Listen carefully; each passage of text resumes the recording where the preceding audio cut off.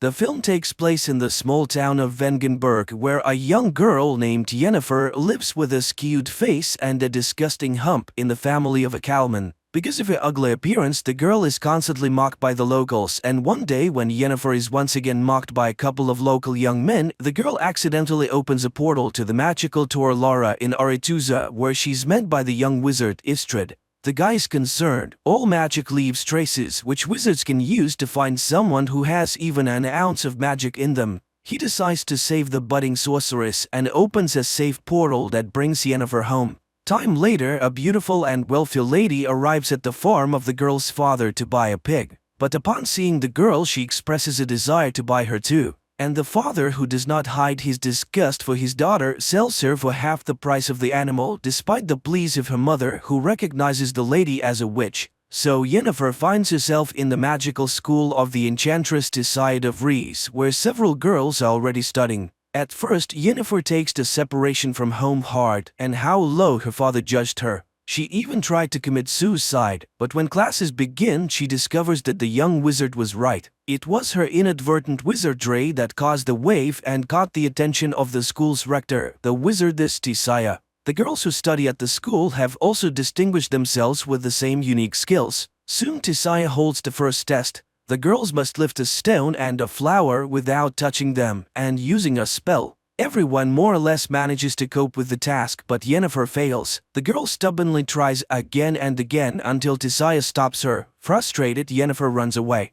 Later, she finds Istrid in the cave and tells him her name. Sometime later, Tissaia trains her female pupils to recognize man's greatest fear. She sees the girls in pairs and orders them to look into each other's eyes until they get inside their rival schemes. Yennefer pairs up to encourage the girl, but she again fails. Tissaia is enraged. Yennefer is useless. And this is because she's lying to herself. Even if she were a beauty, no one would love her. Although she's not the only one to whom she has problems, Yennefer shares the problems with her only friend, Istrid, who talks about her schooling. He too was having a hard time with everything. The boy offers to read his mind, and the girl succeeds. One night, Tissaia wakes the girls in the middle of a storm and takes them to the Tor Lara, the most powerful magic place in the continent, entrance to which is only open to members of the Wizard Brotherhood. Today, there will be a test in the art of controlling the flows of chaos, which requires catching lightning in a bottle. The girls do not believe in such a possibility, and some get strong discharges even after catching the lightning. Yennefer's turn comes, and she reaches up with the bottle, but it is thrown back against the wall. Enraged, she directs her power at her more fortunate opponent, Tissaia, blocking her mental blow. Later, she reprimands her apprentice she almost killed today, which means that her emotions can ruin her own. Tissaia cannot be sure that Yennefer will not go along with her feelings and harm his school, for she's to become a court sorceress, and the weak have no place near a ruler. The enchantress already doubts that there's anything in her that the wizarding chapter needs. Frustrated, Yennefer tells Istrid everything. But most importantly, the enchantress knows all about them and they won't be able to see each other again. The guy is willing to show her other, more ancient and powerful magic, but it is very dangerous. He shows her the skulls of the dead elves who built Aretuza. They were the first wizards of the continent, and they were the ones who built all the magical places. But humans came to the continent and slaughtered them. Istrid gives her a flower that can only grow where the elder blood rests and reads a spell, which by repeating it the girl opens a portal. The astonished wizard does not understand how she managed to do it the first time, and Yennefer confesses that her real father was a half-elf who died in the purge. It was his blood that made her ugly. The boy kisses Yennefer and confesses his love. Later, she shows Tissaia the flower. It turns out that this was her assignment, to get the plant by applying the skills of false emotion. Yennefer hopes to be elevated. The enchantress promises that she will soon hear a knock and know when it is time. Meanwhile, Istrid is also reporting to his mentor Strigobor about what he has learned about the girl. One night, Yennefer hears a knock at her neighbor's door and, taking the flower, goes after them. She peeks out as Tissaia turns the four of them into eels. The enchantress knows the girl is here and orders her to come out and push her former fellow students into the water. They are now the conduits of magic for Aretuza. Yennefer performs this and then sees many silhouettes of former schoolmates in the water. Time passes. Yennefer enjoys a love affair with Istrid, applying what she has learned to enhance the effect of intimacy. Thus, one day she created a whole crowd that watched her intimacy and then rewarded the lovers with applause. The guy is amazed at her imagination. What will she come up with next time? So the day of the final rite is approaching, after which they will be masters of their own destiny. Yennefer dreams of graduating from Aretuza and returning to her native Aedirn as a powerful sorceress to show her longtime abusers and her father what she's been able to achieve. In addition, all Aretuza graduates are perfected before being sent to the different kingdoms. All physical defects are removed, which awaits Yennefer as well. The wizard in charge shows her his work, the flawless beauty of the graduates, and promises her an equally wonderful result. He suggests making her color and noble but strong gray. Tisai, on the other hand, teaches her to look in the mirror and see what Yennefer herself wants. She orders the girl to close her eyes and imagine the most powerful woman in the world. Yennefer complies with the order but does not yet see the promised beauty.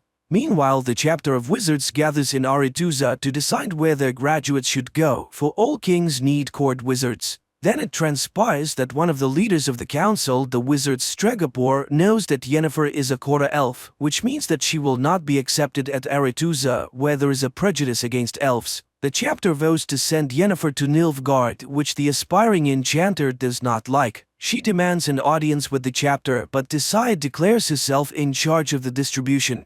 Yennefer is beside herself. She has no intention of wasting her life serving the king of a small southern kingdom and a lover of women. The tutor reminds her of the elven blood, and the girl understands how Stregobor knew about it. The initiation ceremony begins, which Yennefer does not attend. Worried, Istrid finds her behind a letter to her father asking him to confirm that she's his own daughter. The boy does not believe that this letter can convince the chapter.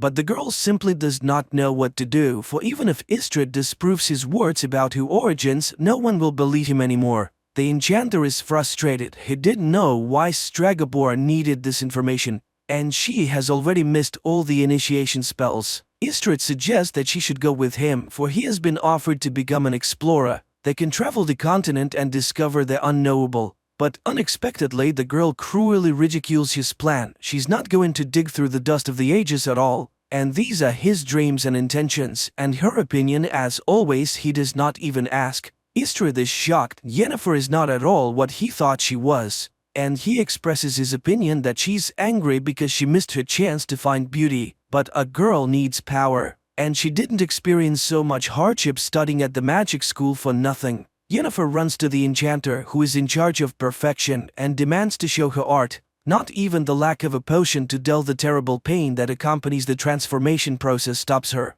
As the magician begins the process, Yennefer asks for her eyes and the cut marks on her hands as a reminder of her former weakness. And the wizard informs her that every magic has a price. Having been reborn, she will not be able to walk. But the girl agrees to everything, even to the removal of her womb necessary for a complete transformation. The magician reads spells, and the girl screams in terrible pain and rips the chains with which she was tied to the table. Her spine straightens, her entire body seems to melt and shift from one form to another. Finally, writhing in pain, Yennefer loses consciousness. Meanwhile, in the main hall of Aretuza, the initiation ball continues. Suddenly, Tisai sees a door opening, in which stands an unusually beautiful girl with violet eyes. She realizes that Yennefer has disobeyed her orders and hurries to take her away. But it is too late. The Aedirn ruler has already noticed the beauty. He invites her to a dance where he expresses his desire to see her as court wizard in his kingdom. Tisai has to retreat and only watch the dance of the king and the enchantress from afar. Directed based on a series of books by Sapkowski, The Witcher is quite curious, fascinating and vivid. The atmosphere of magic, the world of monsters and steel swords transferred quite well, so the adventures of the female protagonist will be even more exciting in the next episodes.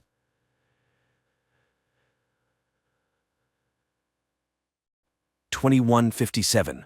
A voiceover narrates, Earth has forgotten about wars and famine. Nature has revived, medicine has conquered deadly diseases. Humanity is exploring unknown planets, entrusting the search for extraterrestrial life in deep space to students full of strength, courage, and a belief in goodness.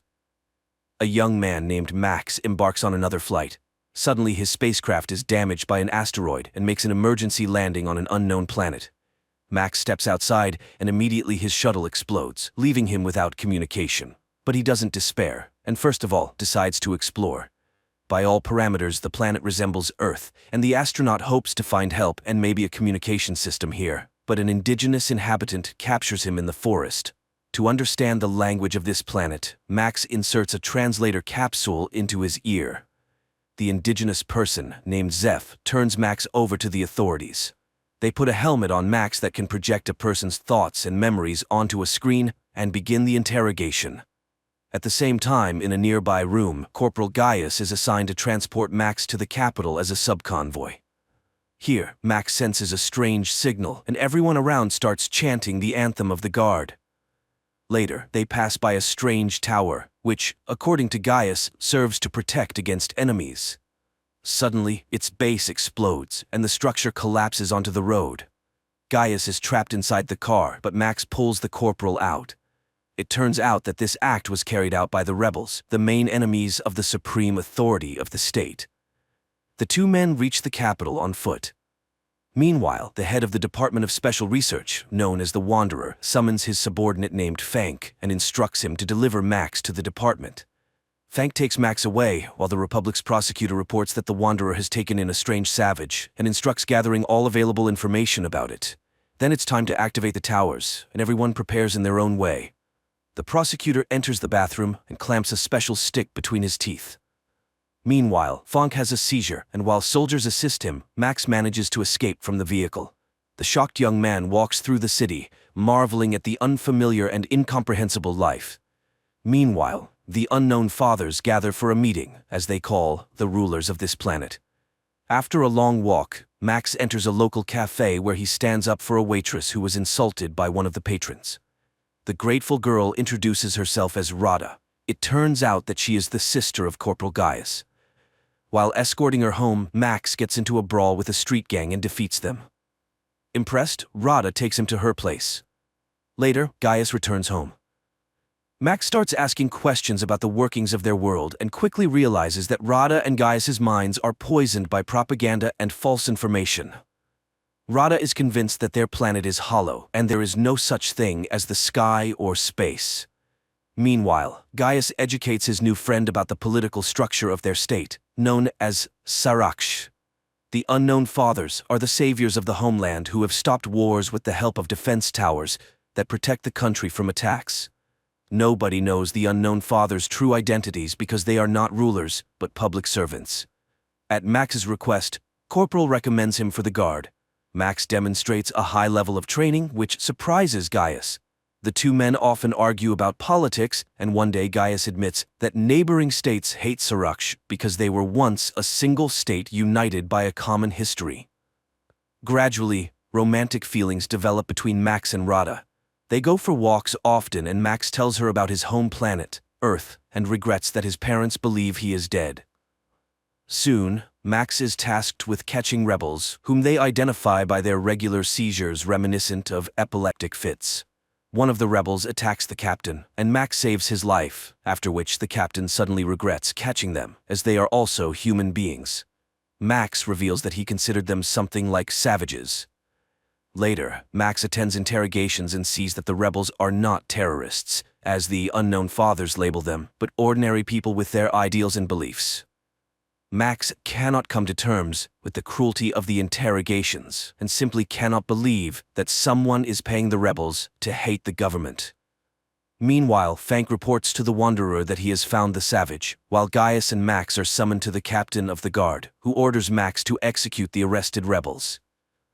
Max leads the condemned to the execution site in the forest, but soon he returns to the commanding officer, drops his gear and weapons, as he has released the arrested rebels, and walks away. Max begins to speak about the real and just order of the world that exists on Earth. In response, the captain shoots Max, and Gaius is ordered to write a report about the transfer. Meanwhile, the unknown fathers are discussing an attack on neighboring states. The prosecutor advocates for starting a war, and the chief father orders them to come up with a pretext, such as an attack on a tower. During this time, Max's body is recovered by the rebels.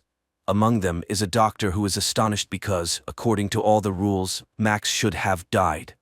He reveals that the Unknown Fathers are a group of conspirators who have seized power and eliminated dissenters, thus diverting the population's attention from poverty and corruption. The towers are transmitters of special radiation that hypnotizes the impoverished people, although most of them do not notice it. The minority, which includes the rebels, experiences excruciating pain. The transmitters are activated twice a day across the country, causing people to go insane and die. Max is recognized as one of their own and taken for an operation to sabotage the tower, organized by the prosecutor through a traitor.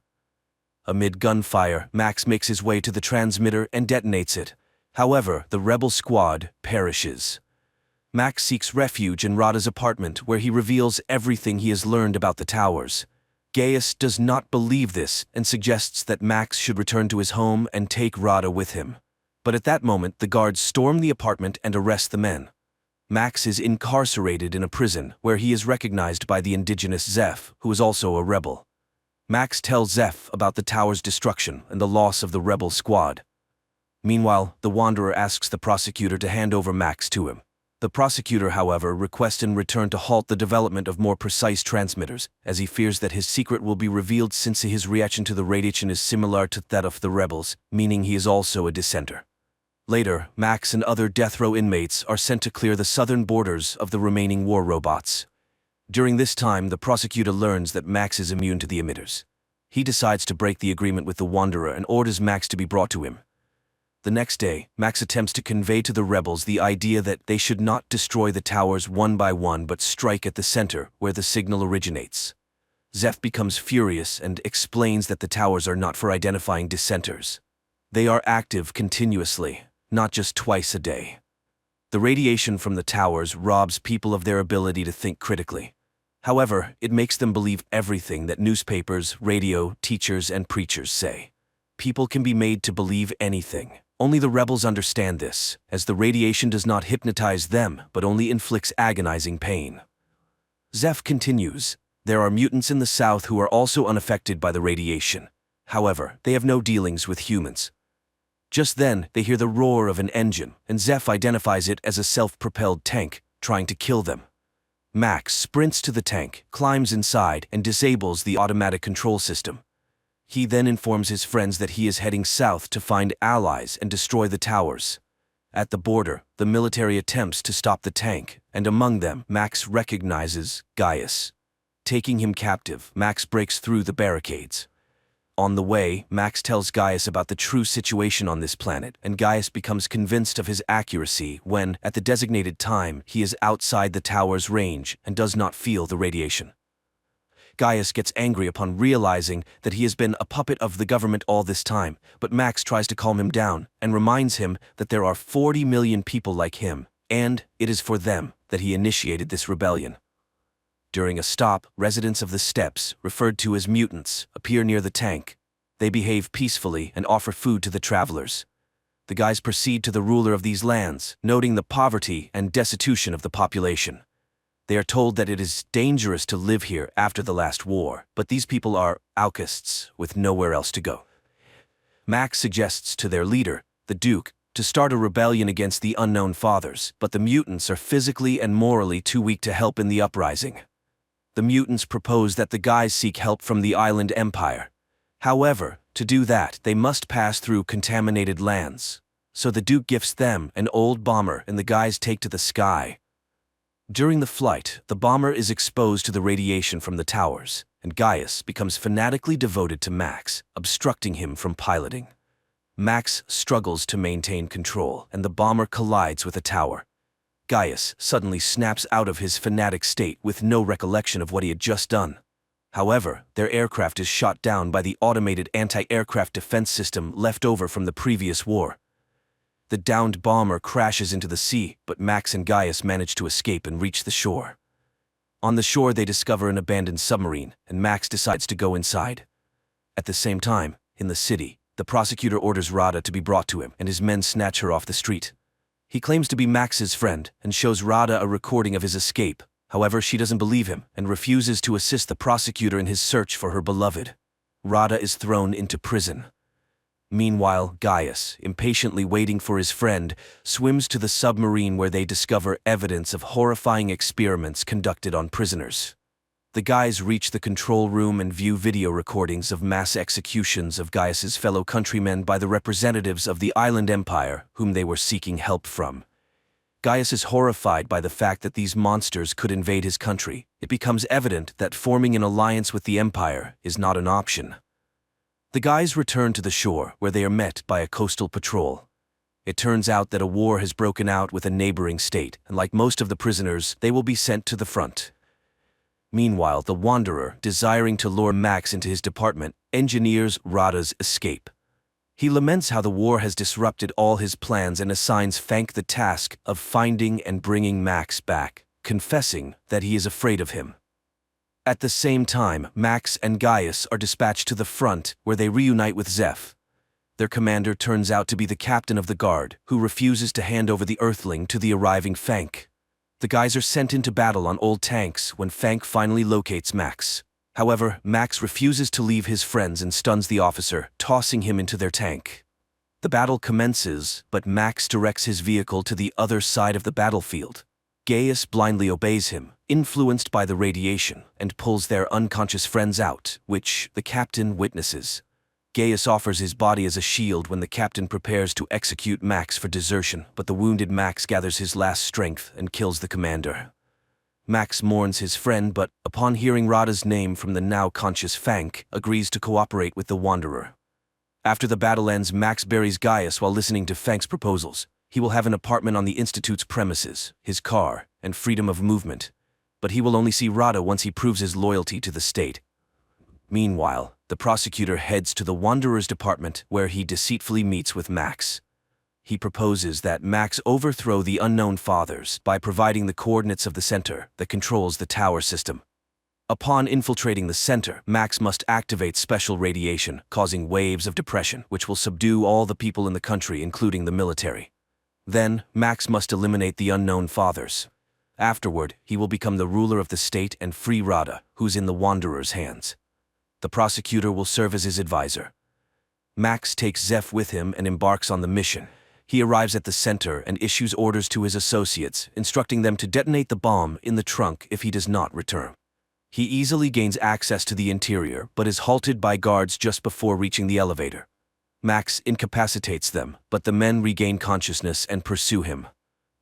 Max reaches the control center and activates the depression mode throughout the country.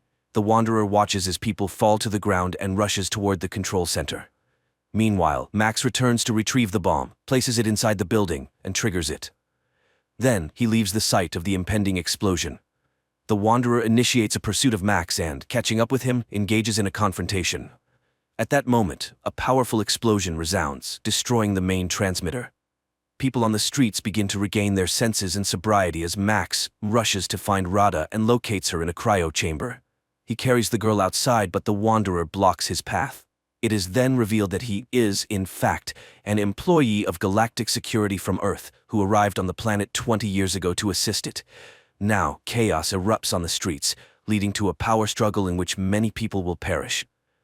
In his rage, the Wanderer beats up a foolish student who destroyed the fruits of his labor. Forgetting about economics and inflation, the state faces famine and invasion from neighboring countries. Max starts to resist and, in turn, accuses the Wanderer of allowing the construction of the towers and the enslavement of the local population. However, the Wanderer reminds him of the laws of history, where all rational beings go through the experience of wars and enslavement. This planet is no exception. It is at this point that Max declares that he is now home.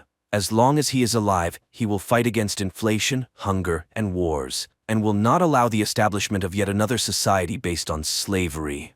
Rada comes to Max, and as they stand together, the Wanderer smiles.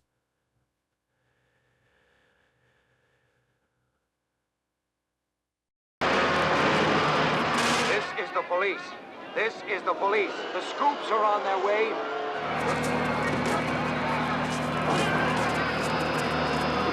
New York 2022.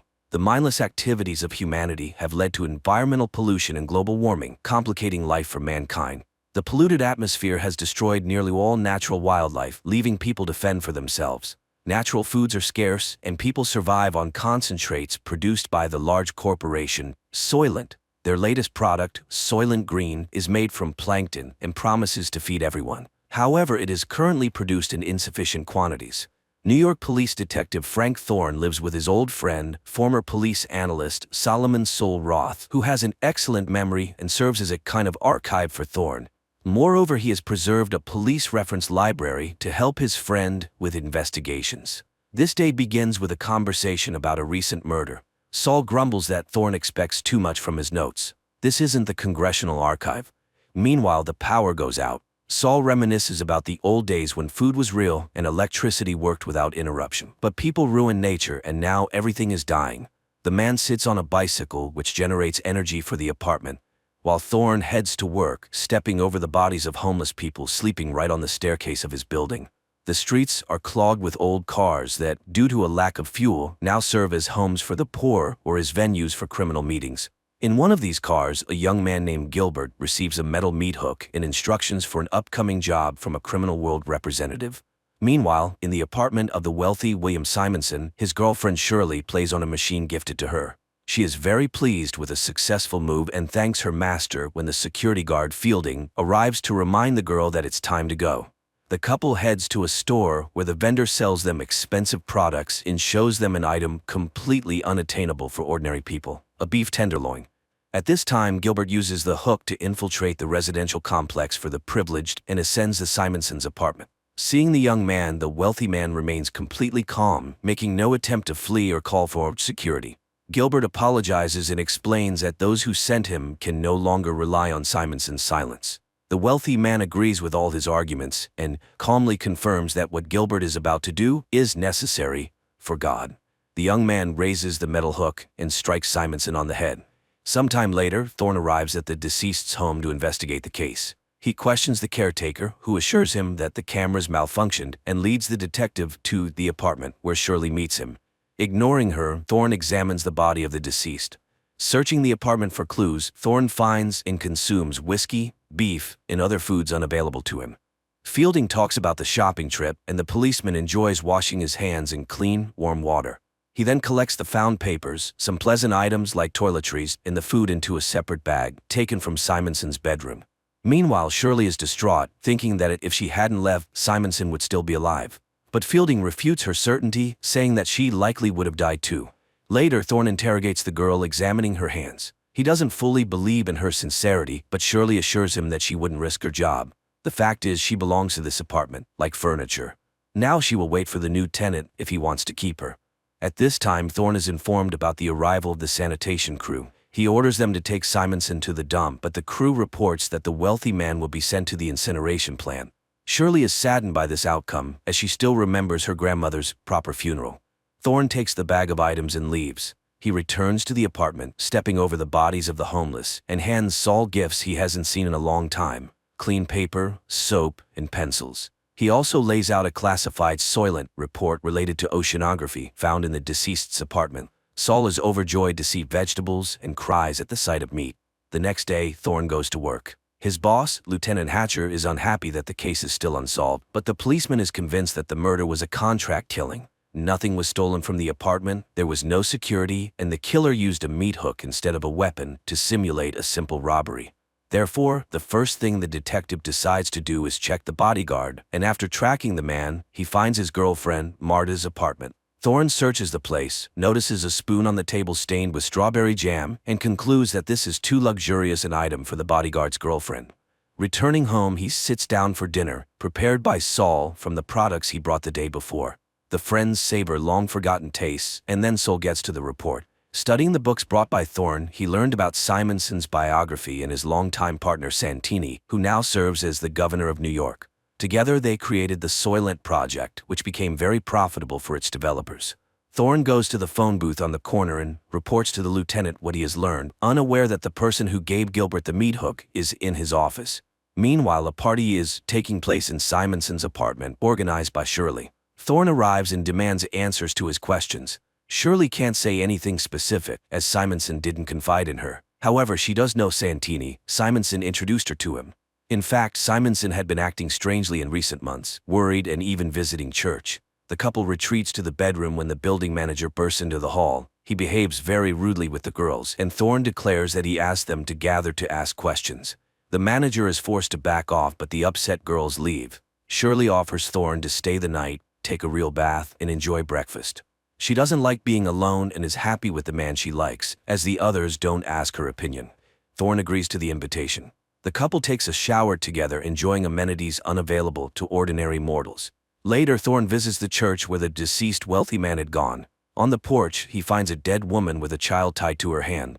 Realizing that the mother can no longer care for her daughter, he takes the child and carries her into the church, but the building is crowded with people who have nowhere else to go. Finding the priest to whom Simonson confessed, Thorne tries to question him. However, exhausted by the huge, sick and hungry flock, the priest only remembers the fact of the wealthy man's confession, not its details. Yet, under pressure from the policeman, he admits that the truth is killing him. It's so monstrous. Thorne returns to the lieutenant, who informs him that the Simonson case is closed, as it's a simple robbery. He asks to rewrite the report, but Thorne refuses to do so, finding everything too suspicious. For refusing to obey, Hatcher assigns Thorne to patrol the streets. That same day, Governor Santini is informed about the persistent policeman who refuses to close the case. Learning about Thorne's visit to the priest, Santini orders his elimination. Fielding goes to confession. Meanwhile, Thorne is patrolling the street where the Soylent distribution center is located. A large crowd gathers, and soon the product runs out, causing discontent among the crowd. The police recognize the danger and try to quell the unrest. However, people start rioting. The killer sent after Thorne tries to get close to him as machines with scoops arrive to load people into the truck beds and take them for processing. The killer shoots but misses, killing a woman standing next to the policeman. The crowd goes wild. The killer tries to reach Thorne, injuring several rioters and wounding the policeman in the leg. Thorne tries to capture him, but seeing the weapon, pushes the guy. He flies straight under the scoop of a machine and dies, depriving the policeman of the opportunity to question him and learn the truth. Nevertheless, convinced of Fielding's involvement in the conspiracy against him, Thorne sets up an ambush in the bodyguard's girlfriend Marta's apartment. The men fight, during which Thorne accuses the bodyguard of killing his boss and implicating the corporation in the attack on the policeman. Finally, he warns the man to stop following him, otherwise it will end very badly. After this, Thorne goes to Shirley. At this time, Solomon brings the oceanographic report to a group of scientists who call themselves the Investigators Bureau. Shirley has just finished bandaging Thorne and offers to go somewhere, but he doesn't know where they could run. Everywhere it's the same: hunger and a dying earth. The girl is upset as the new tenant is arriving today, but the policeman is sure she will please him. Meanwhile, the scientists announce the results of their research to Saul, and it is truly horrifying. Simonson, being a member of the Soylent board, learned everything, and his psyche couldn't handle it. The corporation realized they couldn't rely on him. To prevent him from talking, they eliminated him. Now, before going to the Supreme Council, they need to gather evidence. Saul is so shocked by the discovery that he decides to go to the place where they will help him die. Meanwhile, a new owner moves into Simonson's apartment. He meets Shirley and finds her attractive. That evening, Saul goes to the place, notifying Thorne in a note. The policeman immediately rushes to his friend. Saul is just answering the manager's questions. His favorite color is orange, and his favorite music is classical. The man is escorted to a private room where two young people help the old man undress. He is laid on a couch, classical music begins to play, and scenes of nature that no longer exist. Vanished forests, extinct wild animals, lost rivers, and the beauty of the ocean appear on a huge screen. At this time, Thorne arrives at the house of the Lord, and they guide him to Saul's room, but the doors are already closed, and entering is impossible. The detective can only watch his friend's last moments through a viewing window. He watches the beautiful scenes with Saul, marveling at the lost beauty of nature. But Saul notices him and is happy to be able to say goodbye to his friend. Before dying, he tells him about his discovery and begs his friend to find the evidence and reveal the truth. After waiting for the end, Thorne follows the stretcher, carrying his friend's body. The man manages to sneak into the basement, where the bodies are loaded into large trucks, and he climbs onto one of them. Soon the truck arrives at the center for processing human bodies, and Thorne watches as the bags are unloaded and sent inside the factories. The man goes inside and soon finds a conveyor belt that lowers the bodies to a lower level. Thorne follows them, and after tracking the process, the man realizes that Soylent Green is made from processed human bodies. However, the guards spot him, and the policeman has to flee, killing several guards trying to detain him along the way. He soon reaches the city and tries to contact his precinct, but the line is busy. Then Thorne calls Shirley's apartment and asks the girl to stay with the new tenant and just live. Finally, Hatcher responds, annoyed by his subordinate's actions. But Thorne doesn't have time to say anything before he is attacked by the corporation's men, led by Fielding. The man fires back and runs to the church, though he is wounded. However, Fielding rushes after him. He searches for the policeman among the people filling the church, notices blood drops, and follows them. But Thorne attacks first. A fight ensues. People wake up and scream, but the policeman manages to kill his enemy with a knife picked up from the floor. At this moment, Hatcher arrives. Thorne tells him what he has learned and urges him to tell the Bureau members that the ocean is dying, and the plankton from which everyone thinks Soylent Green is made no longer exists. Soylent Green is made from people. So the corporation is intentionally breeding people like livestock. The lieutenant promises to take the necessary measures. Thorne is taken away by paramedics, but the man continues to shout that Soylent is made from people and asks the lieutenant to stop it. The final scenes replay the images shown to the dying Solomon Roth. The adaptation of Harry Harrison's novel turned out to be terrifyingly beautiful and compelling. The most frightening thing is that there is no resolution, nor can there be. Even if people learn the truth, what will change? And the focus of the plot on ordinary people conveys the fragility and insignificance of human lives, which remains unchanged throughout all times.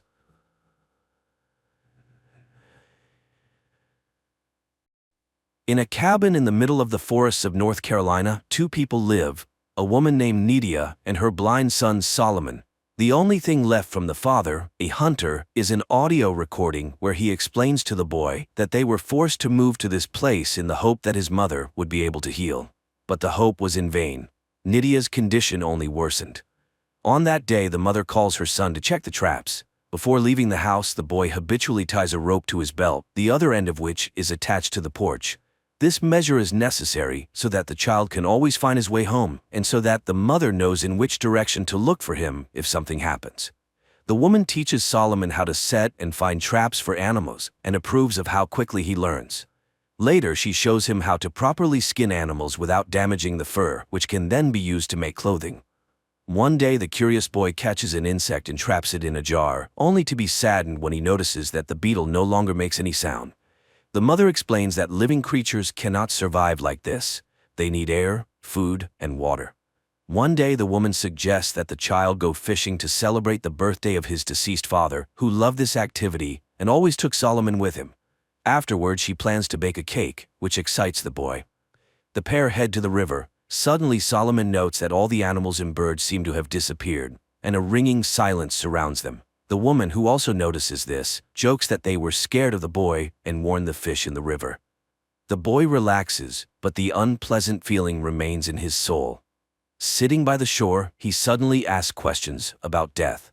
Nydia is surprised but explains that death is simply a change of existence, like a chrysalis turning into a butterfly.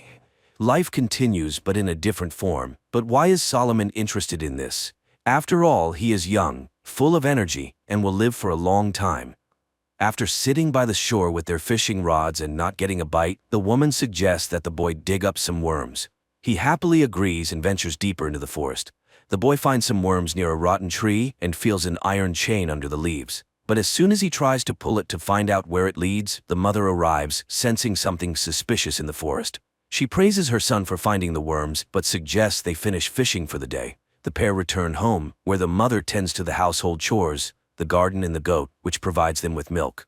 Solomon helps dig up root vegetables. The mother praises her son for his help, hiding that she feels worse and worse. In the evening, she bakes the promised cake and suggests that her son sing the traditional song, but the boy doesn't like it. Then Nydia offers to let him blow out the candle on the cake in front of him, and Solomon fulfills the request, but he refuses to share his wish, believing it won't come true if he does. At night, the mother plays an audio recording she and the boy's father made for little Solomon. They tell a story about a little goat that once ran into the forest where a terrible monster lived.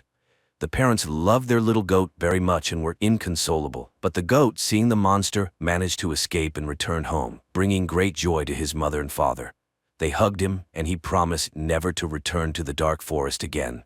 After listening to the story again, Solomon again raises the question of death, as he didn't understand his mother's earlier explanation. Then Nydia tells him about faith. However, the boy barely understands and declares that he believes in his mother above all else.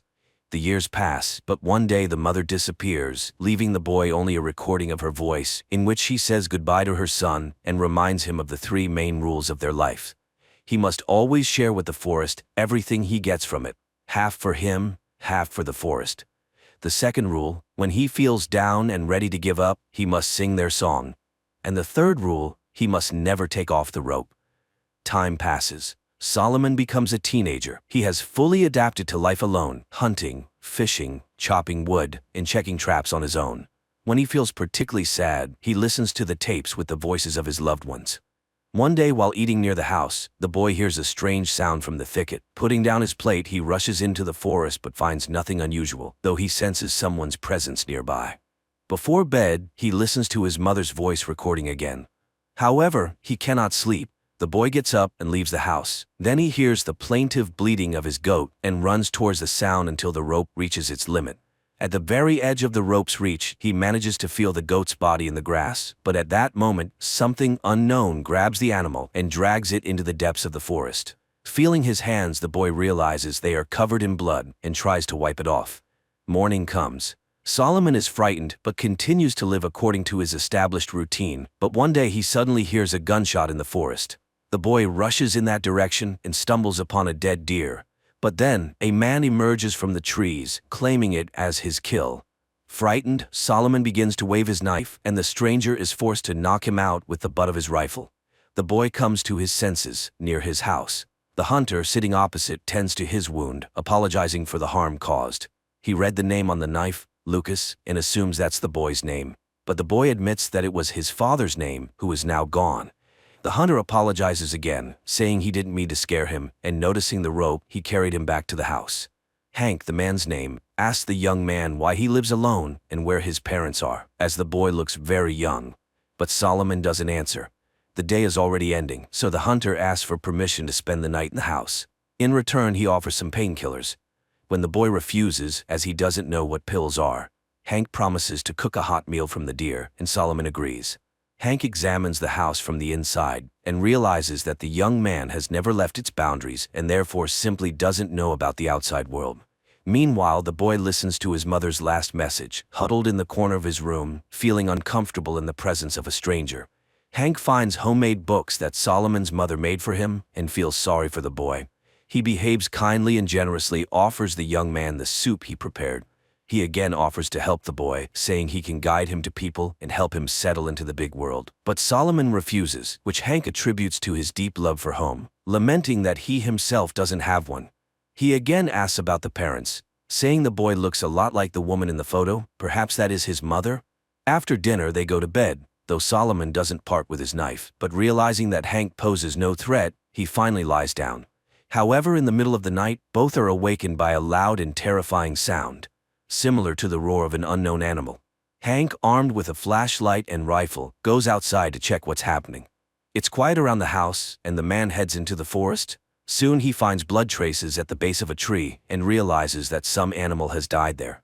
On the tree itself there are bloody marks and the bark is scraped off. Stopping, Hank surveys the area through his scope and notices something suspicious in the bushes. He fires, but the creature leaps from behind the tree with a terrifying roar and charges at him. Realizing he missed, the hunter runs. Reaching the house, he sees Solomon in some sort of trance. The boy just sways from side to side, humming a tune to himself, and doesn't respond to the man's questions. Hank, getting no answers, leaves him alone. After all, he believes he scared off the beast, and now they are safe. The man promises to get the boy out of the forest so he can live a normal life, unafraid of any monster. In the morning, Hank finds Solomon in the shed. He offers to repair it since all the necessary materials are there, except for the chain. Solomon recalls finding a chain in the forest as a child and takes Hank to the spot. The man marvels at how the boy navigates using the rope. The boy explains that it's the only way to survive. Soon they find the place.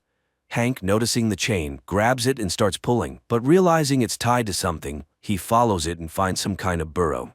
Nearby lie metal shears, which surprises Hank. However, he cuts off a piece of the chain and returns with it to the house. While the man works on the repairs, Solomon asks for a piece of venison, and after receiving permission, throws it into the bushes. To the hunter's surprise, the boy explains that it's a rule. Everything taken from the forest must be shared with it, as his parents taught him. The hunter believes this practice explains the appearance of the beast they heard at night. He suggests they set a trap for the monster to ensure the boy's safety. He also extends the rope, giving the young man the ability to explore new areas. Soon they both head in the direction where Hank saw the unknown beast. Cautiously moving between the trees, they reach the edge of the previously marked area. Suddenly, something unknown grabs the rope and starts pulling Solomon. The terrified hunter chases after the boy, and catching up with the abandoned Solomon, immediately leads him back to the house. Hank tries to calm the young man, assuring him that the beast won't enter the house and they will definitely catch it in the traps they set. He also found his mother's diary and offers to read it to Solomon. The boy listens intently, a thoughtful smile appearing as he hears the lines filled with love and tenderness directed at him. But suddenly Hank stops reading mid-sentence, having read something terrifying. Not wanting to scare the boy, he assures him it's already late and they should go to sleep. As always, Solomon listens to his mother's recording before bed and then goes to sleep.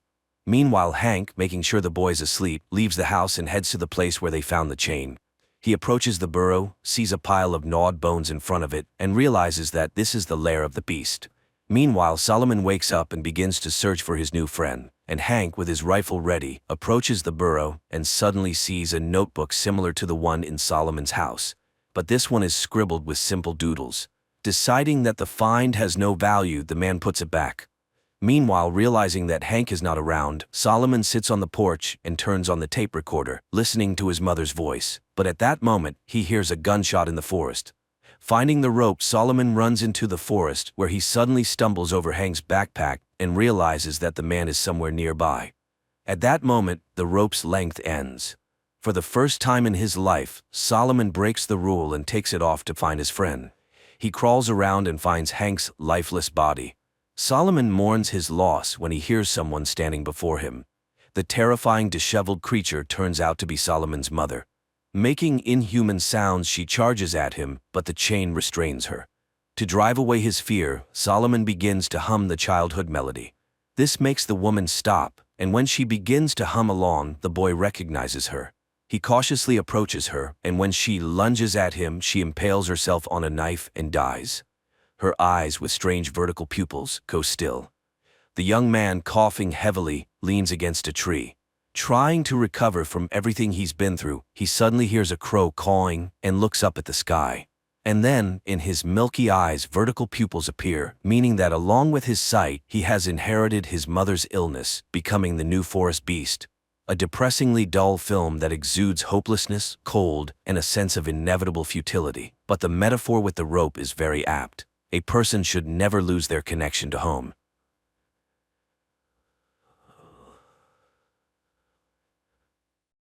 Los Angeles, October 6th.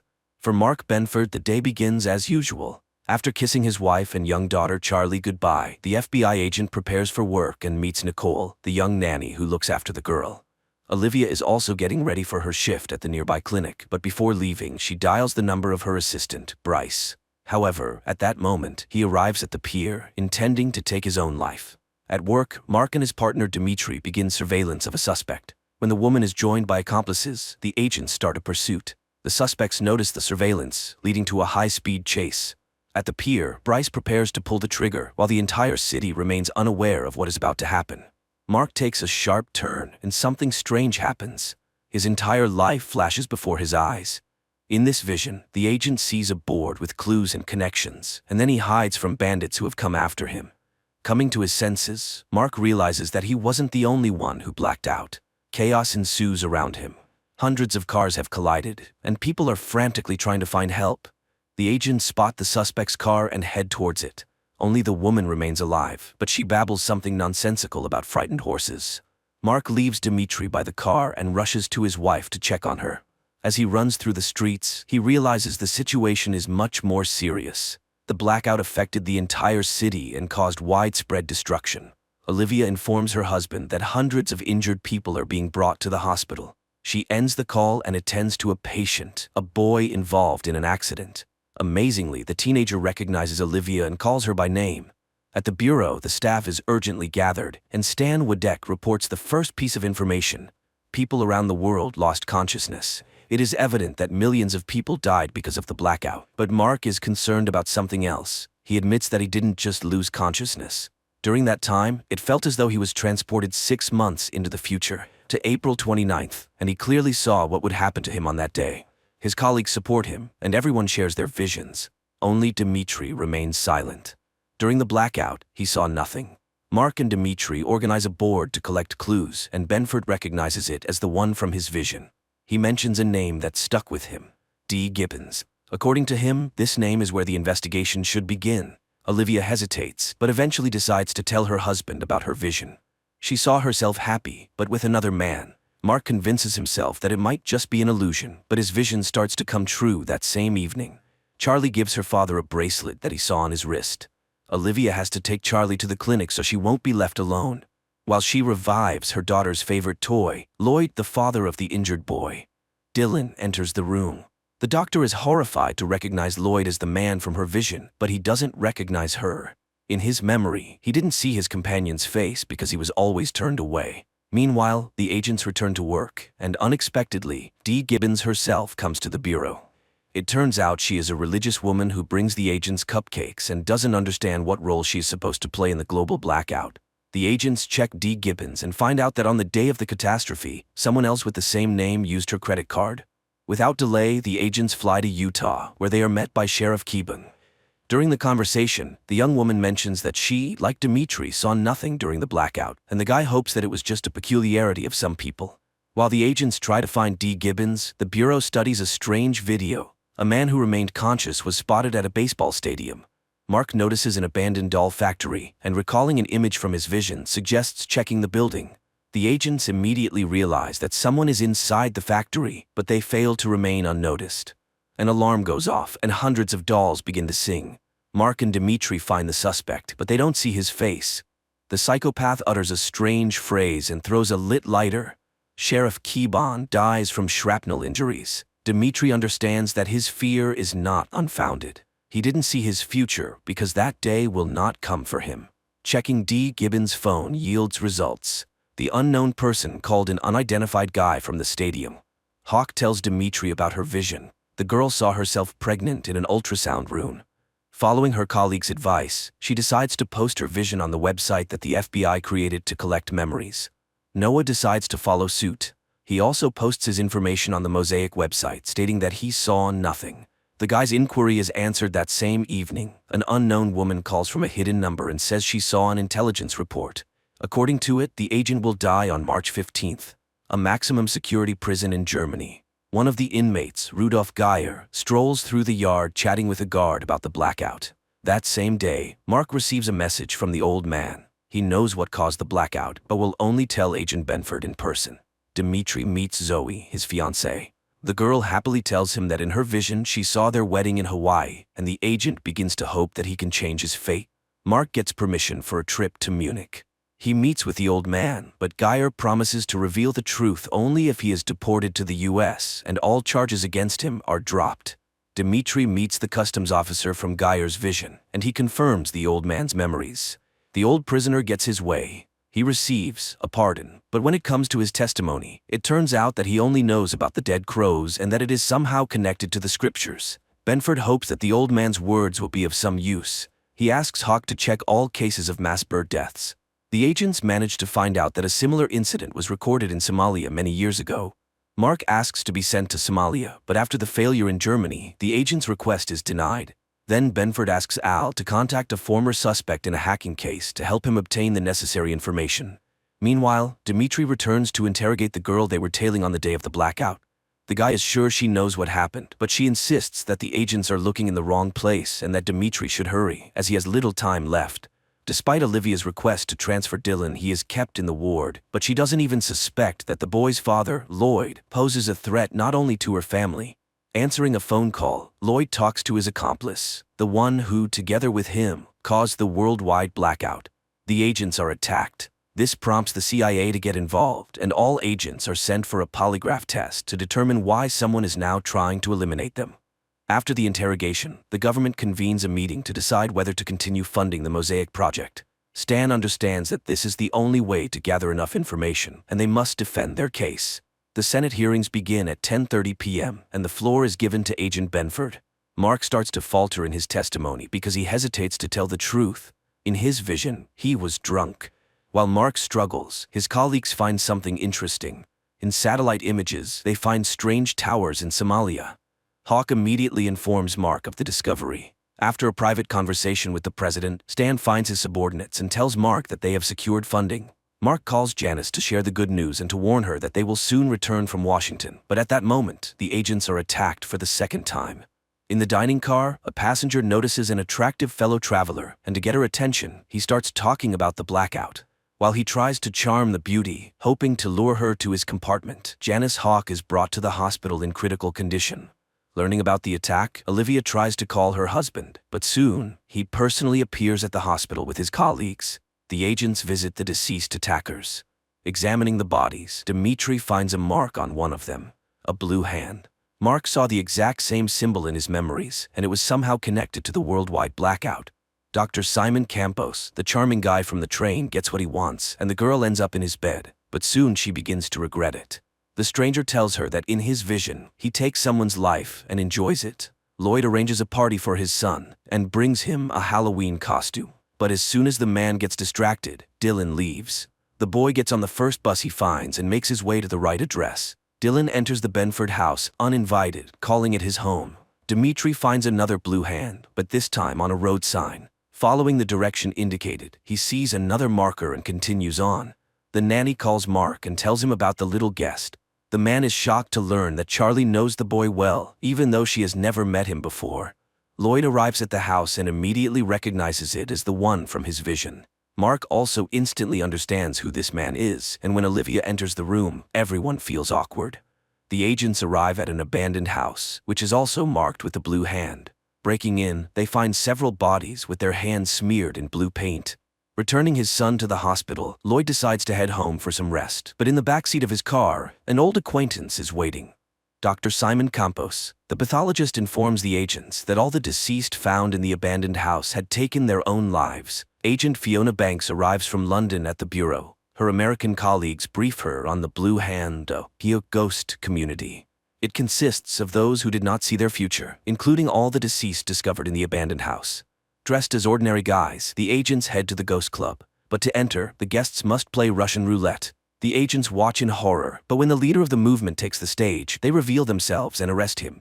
During interrogation, Dimitri tries to find out who hired the Blue Hand members that attacked Hawk, but Sunderland refuses to answer any questions, fully aware of what lies ahead.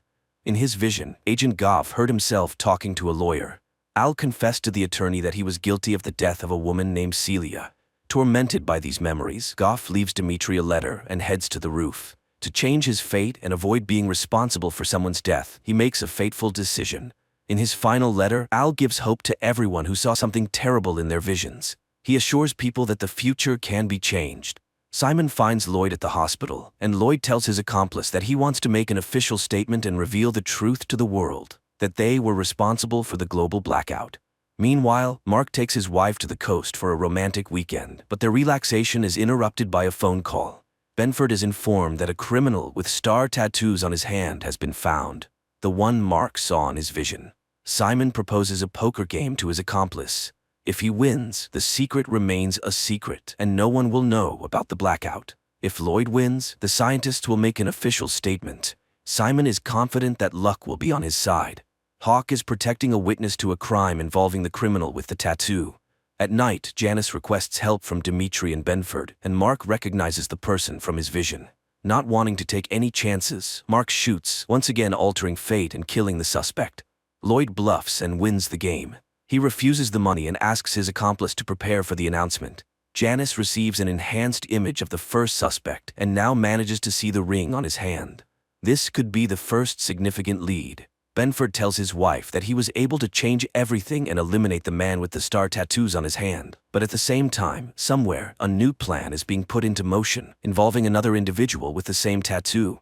He delivers a suitcase with rings to an unknown old man. Experts manage to identify the alpha symbol on the ring that belonged to the original suspect. However, no one can yet determine its exact meaning. New information emerges. The NSA discovered that several months ago, a suspicious call was made to Dimitri's phone. Dimitri realizes which call is being referred to and demands that he be given the caller's information, the only way he can prevent his own death. Mark finds a message on his wife's phone about his vision. He tries to figure out which of his friends could have betrayed him, but both Aaron and Stan are outraged by Mark's suspicions and deny any involvement. The agents listen to a recording of the call Dimitri received. They managed to determine that the anonymous woman was in Hong Kong. Despite the boss's orders, Mark informs Dimitri that they are flying to Hong Kong. The agents arrive in Hong Kong, where a local colleague is already waiting for them. Stan is furious that his subordinates disobeyed his orders, but Mark risks his job to save his friend. Lloyd addresses the nation with an official statement. He admits that on the day of the catastrophe, they were conducting secret experiments and takes full responsibility. But listening to the scientist's speech, Mark suspects that the real cause may be hidden elsewhere. Stan demands that the scientist be brought to him for questioning. Hawk remembers that Lloyd's son is still in the hospital, and the boss sends her to speak with him. An unexpected event occurs. Simon Campos himself walks into Stan's office. The scientist insists that he disagrees with his colleague and believes that someone else caused the blackout. He agrees to help with the investigation if the agents grant him access to classified information. Hawk meets Lloyd at the hospital and offers him protection in exchange for information, but Lloyd refuses to cooperate and asks to be left alone. The agents try to locate the woman who called Dimitri. To do so, Mark has to break another rule. He threatens the cafe owner who attempted to withhold the necessary information. Stan shows Simon satellite images that revealed strange towers. The scientist admits that the towers are his invention, a laser designed to accelerate plasma formation. Simon can't understand how this is possible. The technology to create them is still in development. But even more surprising is this: he invented the laser in 1992, but the images were taken in 1991. The agents inform Simon about D. Gibbons, who probably created these lasers. The scientist promises to help find the person who stole his idea. Lloyd asks the chief physician to transfer Dylan to a safer clinic, but after the announcement, the scientist loses his credibility and the doctor refuses to help him. Then Olivia intervenes. She promises to do everything she can to ensure the boy's safety. Mark and Dimitri find the cafe where the woman who called is having lunch. She allows the agents to sit down, but admits that she regrets making the call, and that their visit might only make things worse. The woman claims that the shooter who will take Dimitri's life will be Benford. As proof, the stranger provides Mark's gun's serial number. Shocked by what he hears, Mark loses his temper and creates a scene. He takes the woman hostage and exits the restaurant. A local FBI agent arrives, and Mark is forced to back down. While Mark is in serious trouble in Hong Kong, Olivia is bonding with Lloyd. The scientist tells her about parallel universes in which they might have been together once. The agents are sent back to the States, and Mark is stripped of his badge. Meanwhile, D. Gibbons visits the Sears home. Dylan is being prepared for transfer. Lloyd and Olivia bid a warm farewell, but the doctor notices something amiss. The paramedics turn out to be imposters. They open fire on the security detail and, abandoning Dylan, take Lloyd away. Lloyd regains consciousness in a basement, handcuffed. Hawk is tasked with hiding Simon in a safe place where he can continue his work, but those who need him find the agents as soon as they settle into the safe apartment. Dimitri finds Janice unconscious. Meanwhile, Simon is taken to the basement to meet an old friend. The scientists try to understand who and why they were kidnapped, but the answer comes unexpectedly. The same old man who recently received the suitcase with rings arrives in the basement. The kidnapper introduces himself as Flosso. He makes it clear that he won't be gentle, and the hostages should answer his questions precisely. Mark is assigned sessions with a psychotherapist, who helps him recall details from his memories that were previously hidden. Benford remembers that on that night he was talking to Lloyd on the phone. Later, Mark reveals another memory to Aaron. In his conversation with Lloyd, he mentioned a second blackout. Lloyd remains silent, realizing that his revelations could lead to a catastrophe, but Flosso finds a way to make the scientist talk. He has Simon's finger cut off right before Lloyd's eyes. The agents discover where the captive scientists are being held. On the way to the basement, Dimitri calls Janice and asks her to join the operation. Unable to resist any longer, Lloyd tells everything that happened during the experiment, giving Flosso specific details. At that moment, the agents storm the location, but it turns out to be empty. The only thing awaiting the agents is a booby trap. Driving around the city, Mark recalls the map from his visions and realizes where to search for the captives. By this time, Lloyd and Simon are being prepared for execution. The agent crashes into an abandoned store and rescues the scientists. Simon is loaded into an ambulance, but inside, he is met by Flosso. The old man apologizes for the finger and explains that it was to divert suspicion from the boy and to ensure Simon has no desire to rebel. He reminds him that Simon was the initial suspect. Several months earlier, after his father's funeral, unknown individuals took the scientist to a baseball game and ordered him to wear the ring. Thanks to it, he remained conscious while everyone else blacked out. The operation was led by D. Gibbons. Janice informs Simon that he will be held in custody for some time. The young man stages a spectacle and manages to escape, but not for long. When he arrives in Canada, Hawk is already waiting for him with armed soldiers. Hawk agrees to stay in Canada so that Simon can visit his family. But once again, Simon outsmarts the agent and escapes, despite wearing a special bracelet. Simon heads to a boat owned by an old friend, confident that no one will find him there. However, Hawk beats him to the boat, arriving even before he does. The pair returns to Simon's house, pretending that nothing has happened. The family prepares for dinner, and their Uncle Teddy arrives. Simon opens the door for his relative and is greeted by Flosso. During dinner, a call comes in, and Simon's mother says it's Annabelle, his sister, who left home after the blackout. Flosso prevents Simon from answering the phone and shows him a video. His sister is being held hostage to ensure that Simon doesn't try to escape again. To further demonstrate the seriousness of his intentions, Flosso shows Simon a body in his trunk, the old man from the boat. Fed up with the blackmail, Simon decides to break free. He attacks Flosso and stops his heart. Mark brings Lloyd to his house and asks him to recall everything from his vision. Both men feel uneasy, but the agent knows that this is crucial for his investigation. Dimitri is confident that the Hong Kong woman's prophecy won't come true because he turned in Mark's gun for destruction. But attempts to change the future fail. The gun goes missing. The agents fly to Somalia to inspect the strange structures in person. Simon is part of the expedition, but he is denied a weapon. Meanwhile, in Los Angeles, Mark informs his boss that he has discovered D. Gibbons' real name, Dyson Frost, and that somehow he will be connected to Charlie. The team of agents comes under fire. Their guide tries to explain that they are on a humanitarian mission, but this doesn't stop the Somalis who kill the translator. The Somali leader realizes that he's being lied to. He has already seen foreigners arrive and set up the towers many years ago. He locks the visitors up and promises to kill them, one by one. The agents manage to disable the guards and take their weapons. They reach the helicopter, but it's already being looted by locals, forcing the agents to come up with a new plan. The team attacks their opponents but doesn't have time to escape. They are once again confronted by the leader.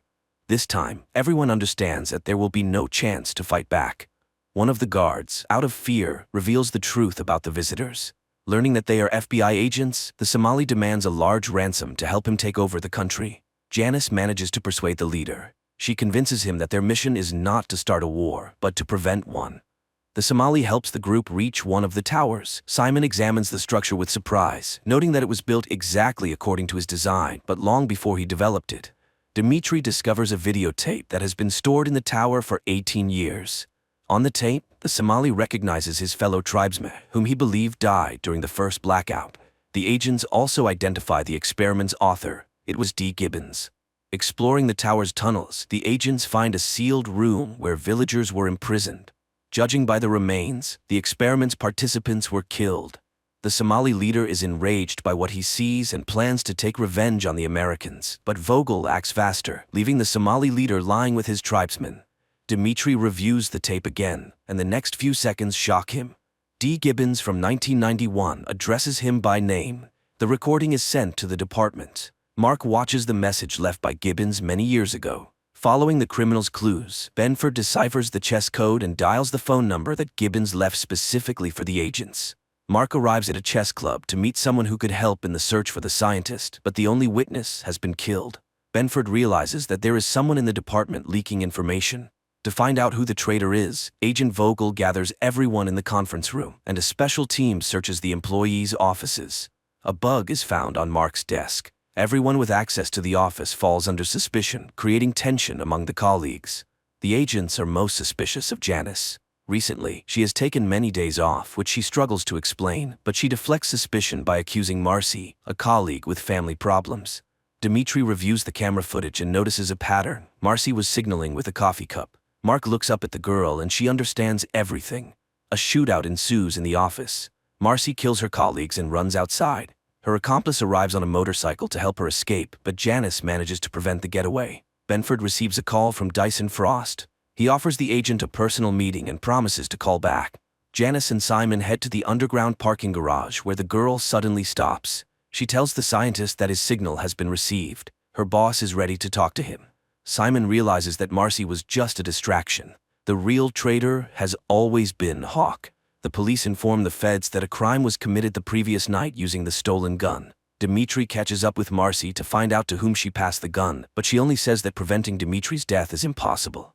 The agents receive a signal that a criminal with Mark's gun is committing a crime in the city center. Dimitri steps forward, trying to distract the guy and persuade him to release the hostage. As soon as the assailant lowers his guard, Dimitri shoots. Despite the successful outcome, there is no relief. The gun in the attacker's possession has a different serial number. Agent Dimitri prepares for his wedding, trying not to think about the future. But while the bride and guests wait for him at the church, Dee Gibbons attacks him at his home. Mark decides to inform his wife about his missing friend, and while she is on the phone, Dee Gibbons sits down next to Charlie. The agents carefully interrogate Charlie, and the girl describes her conversation with the stranger. She also hands over a picture the old man left her. Mark and his colleagues prepare to visit the address that Dee Gibbons provided with the picture. Meanwhile, Dimitri finds himself at the mercy of a gun, which the villain has attached to a special device. The mad scientist enthusiastically tells his hostage about his inventions and plans. He claims that Dimitri's death is his only chance to save his own life.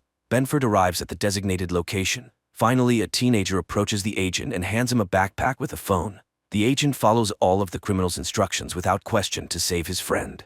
He leaves his colleagues behind and, getting into the prepared car, successfully evades pursuit. Dee Gibbons directs Mark along a highway through the countryside. Constantly checking his watch, the agent continues his journey through the mountains. Finally, he spots Dee Gibbons. The old man raises his gun and orders the agent to handcuff himself. Mark distracts the old man and attacks him. He demands that Gibbons take him to Dimitri, but someone no longer wishes to keep the witness alive. The scientist is eliminated. As he dies, he doesn't have time to tell Mark where Dimitri is. The navigator leads Mark to the last known location of Dee Gibbons. Benford bursts into the building and spots his friend.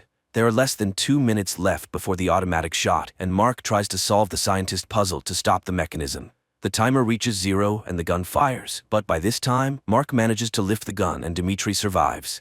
As soon as Dimitri gets out of the chair, water washes away the scientist's map, destroying all the evidence and clues. Mark instructs his colleagues to figure out Frost's blueprints and determine how they are connected to the second blackout which the mad scientist mentioned. A strange man appears at Olivia's house. He babbles incoherently, claiming that the doctor's husband is Lloyd. Meanwhile, Janice delivers Frost's blueprints to a professor of archaeology, but the people for whom the double agent secretly works demand that she steal the originals and hand them over. Hawk is forced to take a risk. She steals the blueprints from the institute and sneaks into the office to retrieve the last copy from Mark's desk. Benford catches his colleague red-handed, but she manages to talk her way out by inventing a story about lost documents.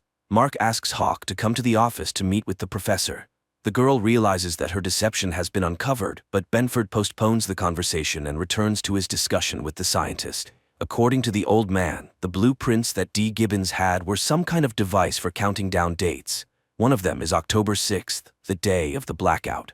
Frost's words keep replaying in Mark's mind, and an idea strikes him. He breaks open the large chess piece hanging on the board.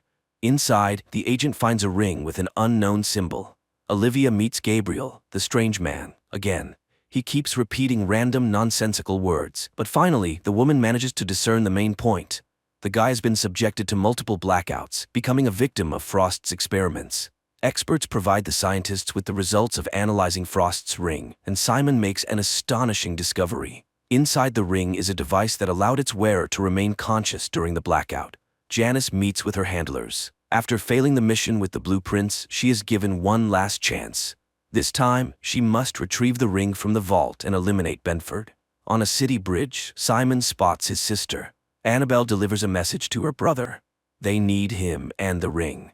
Simon has only 12 hours, or else his sister will be killed. Dimitri arrives at a crime scene and learns that someone has been eliminating all those who managed to survive the predicted date of their death in the last 2 weeks. Simon memorizes the safe's code when Lloyd places the ring inside. As soon as the scientist is left alone, he decides to use this opportunity to save his sister. The agents identify the executioner who has been getting rid of all the survivors. It turns out to be Mr. Slingerland. The agents catch the psycho just as he tries to dispose of another victim, but despite all efforts to save her, an agent accidentally hits the girl. Mark discovers a minivan and Annabelle inside.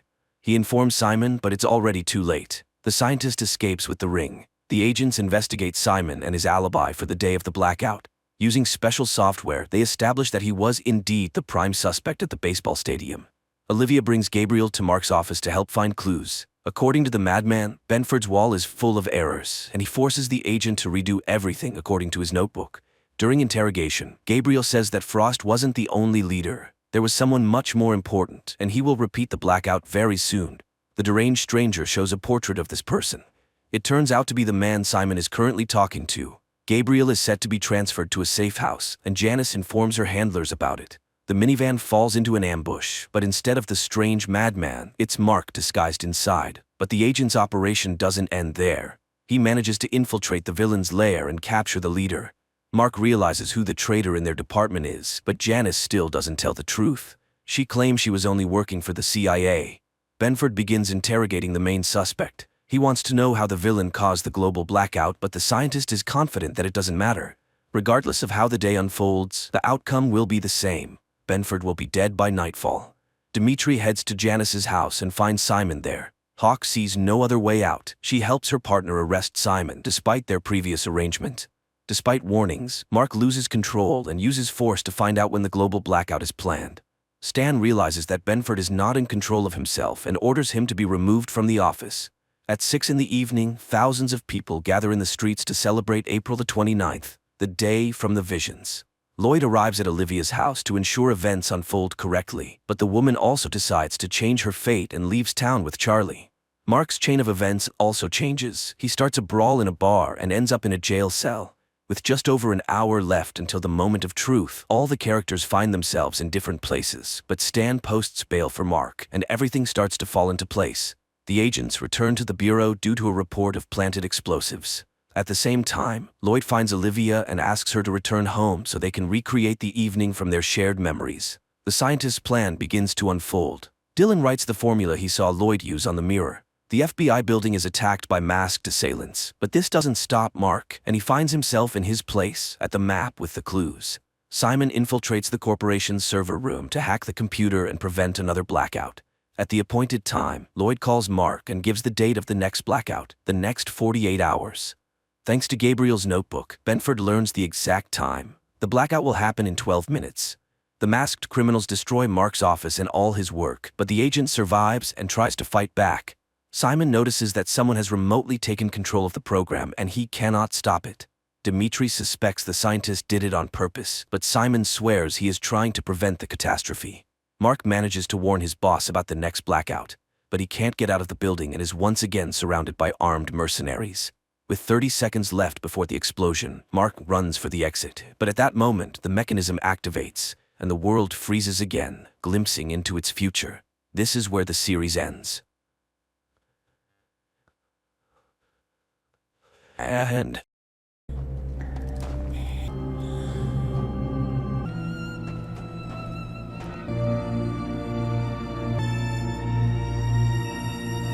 the episode opens with a flashback, capturing the moment Franklin first encounters Irene in a bar. Their meeting is sparked by a serendipitous pool shot that Franklin uses as an opening to engage Irene in conversation. This marks the beginning of their relationship. Leaping ahead about half a century, the narrative catches up with Franklin and Irene, now an elderly couple, deeply in love. Although Irene is confined to a wheelchair, their affection remains strong. Franklin assists her outside, aiming to share a view of the night sky together. They venture to a shed, where a hidden underground tunnel leads them to an unusual door. Upon entering, they find themselves mysteriously elevated to an interstellar viewing platform, as if transported among the stars. Franklin has observed Irene's growing desire to gaze at the stars more frequently over the last year. They visited their special spot a total of 865 times, with visits increasing since Irene's fall the previous year. Attempting to understand her insistence, Franklin finally confesses that he's grown weary of their regular excursions to the stars. He's ready to hand over their secret responsibility to someone else. However, Irene firmly believes that this mystery is theirs alone to decipher. Meanwhile, their neighbor Byron is suspicious that Franklin and Irene are concealing something in their shed, and he's determined to uncover it. The next morning, as they were driving away, Byron hurried to their car, but Franklin, who views him as an irritating busybody, didn't appreciate the intrusion. Later, while attempting to mow his lawn, Franklin brushes him off completely. Back at his house, Byron shares his suspicions with his wife Janine, who advises him to stay out of their neighbor's affairs, insisting it's none of their business. In the car, Irene suggests that Franklin could be friendlier to Byron, but Franklin dismisses the idea. Irene persists, encouraging him to cultivate friendships rather than focusing solely on her. Later, Franklin and Irene visit the hospital. Irene sees her doctor, who plans to run some tests as her symptoms appear to be worsening, although her exact condition remains unspecified. While Irene was with the doctor, Franklin went to run some errands. He then got a call from his granddaughter Denise and ended up going for lunch with her. She's worried about them, having heard from a neighbor that they're roaming around in the middle of the night going for strolls. Franklin passes it off as simply watching the stars, but Denise is not so sure. She's worried and broaches the idea of them leaving the house. Franklin vehemently declines. While Franklin is away, Irene seizes the opportunity to visit an old friend named Sadie at a care home. During her visit, she is disheartened to see Sadie's deteriorating mental state. Feeling the need to confide in someone, Irene shares her secret with Sadie, explaining that she's been on special journeys but is also grappling with a serious illness. When Franklin returns to pick her up, they both look visibly exhausted, the relentless march of time eroding their mental faculties. This is particularly evident with Franklin, who is showing signs of senility, forgetting essential tasks such as refueling the car and picking up Irene from the doctor's office. At their home, Byron is proudly showing Janine his new campaign sign, excited about his run for councilman. Janine suggests he could delay his campaign until next year, but Byron is eager to start immediately. After their conversation, Byron sneaks over to Irene and Franklin's house to snoop around. While investigating, he receives a text from Janine prompting him to leave abruptly. Back at home, the conversation turns to the inevitability of death. Irene encourages Franklin to embrace life fully and consider moving on from their home should she pass away before him. After spending a pleasant evening together, Franklin begins to sing to Irene, but soon falls asleep. However, Irene is restless and ready to take action. She writes a note for Franklin, expressing her decision to take control of her situation while she still has the ability. In the note, she promises to see him again and leaves it by the chair as she prepares to leave the house. Irene intends to visit the Martian landscape on her own, a place they've often traveled to together. Just as she is about to leave, she discovers someone lying on the floor, struggling to breathe and desperately seeking her help. The next morning, Franklin is awakened by the sight of Irene crawling toward the house, breathing heavily. She urgently tells him that there's someone in the shed. With concern, Franklin grabs a hammer for protection and goes to investigate. Downstairs, he discovers a stranger doubled over in pain. Franklin immediately assumes the man is a junkie seeking refuge, but Irene senses something more troubling. Adding to the mystery, the man is covered in blood without any visible wounds. Concerned, Franklin decides to call the police. Officer Thomas soon arrives at the scene. He conducts a thorough check of the premises to ensure there are no immediate threats. Meanwhile, the camera subtly focuses on Franklin's back, revealing a patch of blood spatter on his right shoulder, a result of him carrying the bloodied stranger. As Officer Thomas prepares to inspect the upper floor, Irene pulls him aside for a private conversation. She confides in him that Franklin's mental state is deteriorating and that he might be seeing things that aren't there. Her intervention convinces the officer, and he leaves the property under the assumption that the incident was a hallucination on Franklin's part. Meanwhile, the narrative introduces another subplot featuring Stella and her daughter, Tony. They are far from the urban hustle, in the serene mountains leading llamas across the vast, rolling hills, a stark contrast to the urban school environment Tony usually frequents. That evening, Tony welcomes Matthias to their house, believing this could be the beginning of a new friendship. However, unbeknownst to her, Matthias has an ulterior motive. He reveals that he was dared to visit what is rumored to be a haunted house and was offered 4,000 pesos to step inside, casting a shadow over their budding interaction. The local rumors swirling around Tony's grandfather's involvement in cultish activities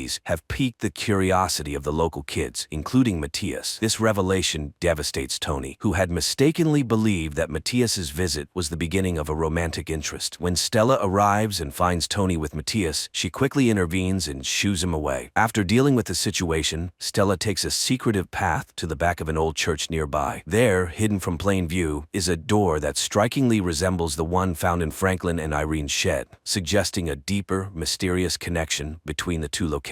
Back to Franklin and Irene. As the situation at their home becomes more dire, the stranger on their floor suddenly passes out and starts convulsively shaking. Irene, recognizing the symptoms from a past experience, suspects it could be related to a virus she once battled. She She quickly sends Franklin out to get a refill of Tamiflu, hoping it might help. While Franklin is away, Irene takes the opportunity to sift through the stranger's belongings. She finds numerous gold coins and a photograph labeled Gabriel, suggesting a possible identity or connection. With the man coughing uncontrollably and in obvious distress, Irene decides to take matters into her own hands. She prepares a homemade remedy she hopes will alleviate his symptoms and begins to read aloud from a book she found among his possessions, trying to soothe him with her voice. Byron, eager to gather support for his councilman campaign, is out trying to collect signatures from the locals, but he's finding it difficult to get any cooperation. Spotting Franklin entering the pharmacy, Byron seizes the opportunity and approaches him for his signature. However, Franklin declines and hurries inside the pharmacy. Inside, Franklin encounters a new pharmacist who isn't familiar with him or his prescription history. To ensure everything is in order, the pharmacist decides to call the doctor for verification before dispensing any medication. The doctor, wanting to discuss the situation directly, asks to speak with Franklin. This unexpected complication adds another layer to Franklin's already stressful day. Stella, unable to find Tony inside their house, grows anxious and decides to search for her by car. She eventually locates Tony and decides to take her to a restaurant to talk and give her advice over a meal. Tony expresses her feelings of isolation and the mockery she faces from peers because of the mysterious reputation of their house. Stella responds by hinting at a deeper family secret, explaining that every family member is a guardian of something significant, and assures Tony that she will understand her role when the time is right. Their conversation is abruptly interrupted when Stella receives a notification that the alarm at their house has been triggered. Alarmed, they rush back home to check on the situation. Meanwhile, back at Franklin and Irene's place, the stranger regains consciousness and introduces himself as Jude. He's uncertain of his origins, but believes he might be from the mountains. Jude also recalls being carried, which Irene and Franklin assume must have been Franklin's doing, though Franklin has no memory of it. Upon returning with the Tamiflu, Franklin displays a cautious demeanor toward Jude. Unlike Irene, who shows concern and willingness to help, Franklin is reticent and distant, focusing more on Irene as she starts to feel woozy and faint, indicating his primary concern remains her well-being. Denise, who is struggling to stay alert during her lecture, is fortunately assisted by a fellow student named Cliff, who offers her a cup of coffee. This small gesture leads to a connection between the two. They went out for a drink, and she told him about her family, but that was not entirely the truth. She told him she has taken on the significant responsibility of looking after Franklin and Irene. He asked why her father couldn't do it, but she brushed it off, saying he is busy. Meanwhile, a tense conversation unfolds between Franklin and Irene. Franklin confronts Irene about a secret she's been keeping concerning Dr. Maurice's advice. Irene agrees to follow the doctor's instructions, but in return she asks for Franklin's support as she continues to investigate the mysterious doorway and its significance. Although hesitant, Franklin begrudgingly agrees to support her quest. After receiving the notification of the alarm, Stella returns home with a gun, only to discover that an old friend has broken into her house. The intruder questions whether Stella is training Tony, hinting at a connection to the same mysterious elements tied to the doorway. That night, after Franklin has warned Jude not to harm Irene, Jude finds himself unable to sleep. As Denise and Cliff are about to depart, she tells him that she had lied in their conversation earlier, and she told him about her personal challenges, including the emotional weight of her father's voluntary death when she was just 5 years old. Jude quietly takes Irene's letter and stealthily moves through the house. Jude's actions take a startling turn when he retreats to the bathroom with a knife. There, he carefully cuts into his leg, revealing a strange cylindrical object embedded beneath his skin. It appears to be some kind of tracking device. Understanding the implications of being tracked, Jude decisively crushes the device, ensuring it can no longer function. After dealing with the device, he slips out into the night. Franklin delves into the mystery of the gold coins he found among the stranger's belongings. He takes them to a local trader who identifies them as Spanish doubloons, but the exact origin of their minting remains uncertain. Simultaneously, Stella confronts the intruder she found in her home. She sends Tony out and questions him about his presence. He responds by handing her a paper, describing it as a special assignment, and insists that she involve Tony. Meanwhile, Franklin, showing a gesture of care, returns home with a bag of clothes for Jude, the stranger who recently revealed his name. However, he specifically avoids giving Jude any of Michael's belongings, as the memories associated with them are still painfully fresh. Responding to Jude's simple request for food, they all head to a diner. The outing takes an uncomfortable turn when Jude becomes ill and vomits during the ride home. Denise is presented with a significant opportunity by her superior Mark. She's she's been invited to join a newly forming research group which promises a substantial salary increase but also requires a hefty time commitment. This new role would not only be a step up in her career but would also demand she manage it alongside her ongoing internship, essentially doubling her workload. Faced with the potential benefits and the daunting prospect of increased stress, Denise feels torn and unsure about whether to accept the offer. Throughout these events, fragments of Jude's past begin to surface in his mind. He recalls snippets of his life before arriving at the Yorks, including a conflict with another individual. Byron comes under fire for forging signatures on his campaign. He received a call, and he was told to put his campaign in suspension to not face legal matters. Franklin, acting on Irene's suggestion, takes Jude out for some male bonding in an attempt to better understand the mysterious guest. They spend the day playing chess, a setting that gives Franklin ample time to evaluate Jude's character and intentions. Despite the shared activity, Franklin's suspicions grow, and he concludes that Jude might be a con artist. Convinced that it's best for Jude to leave, Franklin decides to give him $5,000 to help him on his way and drives him to the bus station. However, as Jude prepares to board the bus, Franklin begins to have second thoughts about his decision. The complexity of the situation and perhaps a sense of unresolved doubt lead Franklin to reluctantly invite Jude back, allowing him another chance to prove his intentions and possibly clarify his mysterious connection to their family. At home, Irene makes a startling discovery among Jude's possessions, a mysterious orb that seems to have the ability to disintegrate matter. When she places it on the coffee table, the table vanishes without a trace, leaving her both amazed and alarmed. Meanwhile, Denise decides to visit her grandparents and encounters Jude, who they introduce as their new caretaker. Denise is skeptical of Jude, especially given the peculiar circumstances of his arrival and the strange incidents surrounding him. Although Irene suggests that Denise should head home rather than stay the night, Denise leaves, but not without instructing Jude on her grandparents' needs and expectations. She opts to stay with a friend, driven by a resolve to uncover Jude's true identity. Later that night, Jude has a private conversation with Irene. He confides that he believes his presence at their home is no coincidence. Jude reveals that he is searching for his father, named Gabriel, the same name on the Polaroid found earlier, and he seeks Irene's assistance in this personal quest. In another part of the house, Franklin discovers a bloodied knife in the bathroom. While cleaning up, he notices fragments of the mysterious orb that Irene had found, now broken and swirling up through the sink. Unfortunately, the water quickly washes them away before Franklin can examine them further, deepening the mystery of the strange object and its capabilities. Byron, undeterred by previous accusations of meddling, finds himself unable to resist the lure of the mysterious activities at the Yorks' residence. Driven by curiosity, he sneaks into their property and makes his way to the shed. Inside, he navigates through the clutter until he confronts the secret door, the very threshold that seems to be the heart of the enigmas surrounding Franklin and Irene. Meanwhile, the narrative shifts back to Stella and Tony. In a parallel scene reminiscent of earlier discoveries, Stella takes Tony to a secretive doorway located behind the chapel, a portal similar to the one in the Yorks' shed, but with a distinct feature. This doorway is equipped with a strange control panel that Stella manipulates to set their destination. After entering a sequence of commands, Stella and Tony step through the doorway and find themselves instantly transported to New York City.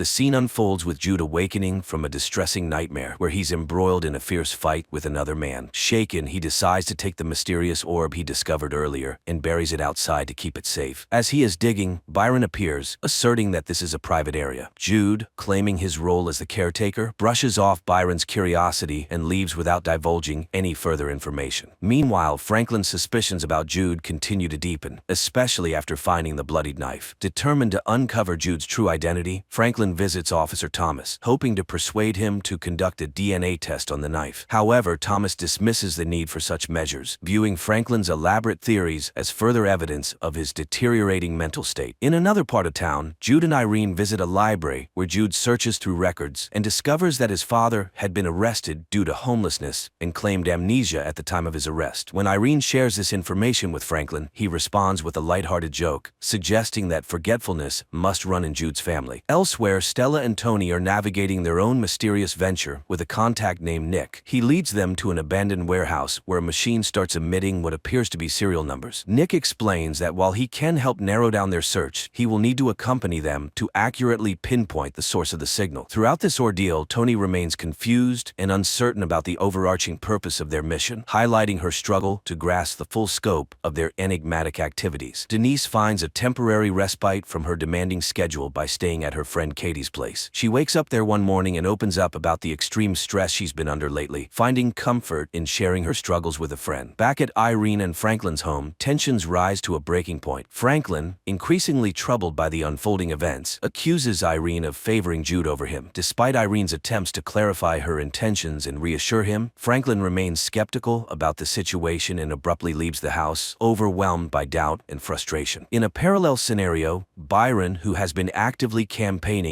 for a council seat, reaches a moment of disillusionment. In a symbolic gesture of giving up on his political aspirations, he burns all his campaign signs. As he does this, he notices Franklin driving away. Byron tries to offer a friendly smile and greeting, but the moment is fleeting. After Franklin's departure, Irene confronts Jude about his secretive demeanor. She expresses her concerns about him not sharing details of his life, to which Jude responds with a pained smile, acknowledging her care despite his reticence. Chandra, a nurse who previously worked in the caretaker's house, arrives at Irene and Franklin's home under the guise of offering her freelance services. She reveals that she's now freelancing, though in reality, she was fired for stealing. When Irene informs her that Jude has taken over caretaker duties, Chandra asks to use the bathroom, handing Irene her business card to distribute to any friends in need of her services. However, seizing the opportunity, she sneakily enters Jude's room after her bathroom visit and steals something from him. Meanwhile, Jude handles a phone call with Dale from the pawnbrokers, who speaks about the significant value of the gold coins associated with Jude. Jude, pretending to be Franklin's son during the call, is visibly unsettled by the conversation about the coin's value. After the call, Jude contacts someone, possibly seeking advice or information about the coins. The conversation is cryptic, with the person on the other end uttering Fiat voluntas Dei, which translates to God's will be done, suggesting a deeper, possibly religious or philosophical significance to the coins. Shortly after, Irene comes by to pay Jude for his work and reassures him of her support, irrespective of the mystery surrounding him. However, after Chandra's earlier visit, Jude discovers that an item, a rectangular slab previously hinted at, is missing from his belongings. He quickly connects the theft to Chandra, snatches her business card from the dresser, and heads to the local bar, presumably to track her down and retrieve his stolen item. At a local bar, a series of unexpected encounters and revelations unfold. Jude, who is trying to track down Chandra, ends up at the same bar where Denise and her friend Katie are unwinding. Denise approaches Jude, and they strike up a lively interaction involving shots and dancing. Meanwhile, Byron finds himself in a pool hall where he unexpectedly runs into Franklin. The two begin playing pool, and Byron confronts Franklin about a recent campaign stunt, suspecting Franklin had tipped off the authorities. Franklin firmly denies these allegations, and despite an initially frosty interaction, the two men find common ground. Franklin confides his fears about Irene's feelings toward him, while Byron shares his own personal struggles about feeling like a second choice to his wife, Janine, whom he describes as a consolation prize. Their conversation deepens, and both men, now heavily intoxicated, step outside the bar. Here, Byron admits he may have misjudged Franklin and probes about the mysterious doorway. Franklin, trying to dismiss it as merely a bomb shelter, is finally persuaded by Byron's persistence to show him the site. However, when they reach the supposed transportive shelter, it fails to operate, leaving Byron to laugh it off as a hoax, thinking it's just a bizarre construction. Simultaneously, Irene wakes to find Jude missing and decides to drive out to find him.